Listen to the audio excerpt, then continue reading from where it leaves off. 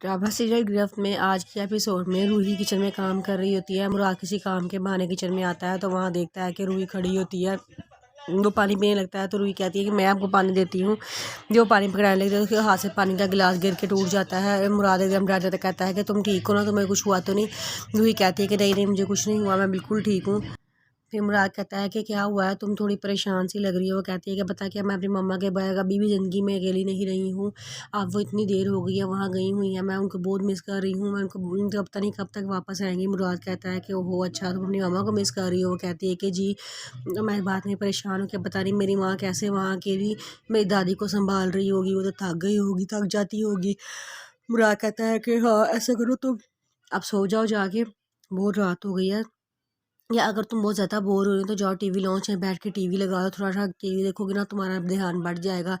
तो कहती है कि नहीं, आप मुझसे ऐसे बातें करते हैं जैसे आप बातें कर रहे हैं। मुराद कहता है कि अरे कहाँ, मुझे इतनी बातें करना कहाँ आती हैं। रूही कहती है कि नहीं कोई बात नहीं, आपसे थोड़ी सी बातें करें, मुझे बड़ा अच्छा लग रहा है। तो वो कहती है आप निशा बीबी से तो इतनी बातें करते हैं जब आप दोनों बैठे होते हैं। मुझे तो देखिए आप लोगों की किस्मत पे रश्क होता है कि निशा बीबी कितनी खुशकिस्मत है ना, उन्हें आप जैसा शोहर मिला है। आप उनसे इतना प्यार करते हैं, उन्हें आपसे आपकी कदर ही नहीं है। मुराद कहता है कि बस करो, कैसी बातें तुम शुरू कर देती हो।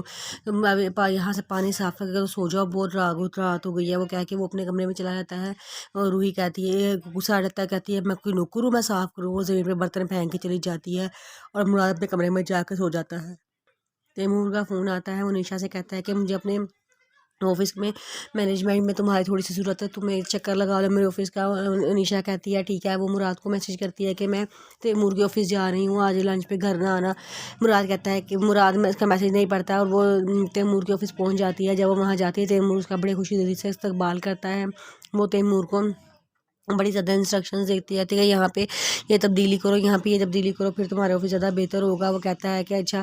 फिर वो दोनों ऑफिस में चले जाते हैं। वहाँ जाके तैमूर कहता है कि तुम्हारे आने का बहुत शुक्रिया। वो निशा कहती है कि हाँ अभी तुम्हारे ऑफिस में मुझे बहुत मेहनत करनी पड़ेगी, बहुत टाइम लगेगा क्योंकि बहुत सारा कुछ चीज़ें मिसिंग है, बहुत कुछ इधर यहाँ लाना पड़ेगा। तैमूर कहता है कि इसलिए तो मैंने तुम्हें बुलाया, मुझे पता है कि तुम सब कुछ हैंडल कर लोगी, तुम्हारी सलाहियतों का तो मैं हमेशा से कायल रहा हूँ और आज भी हूँ।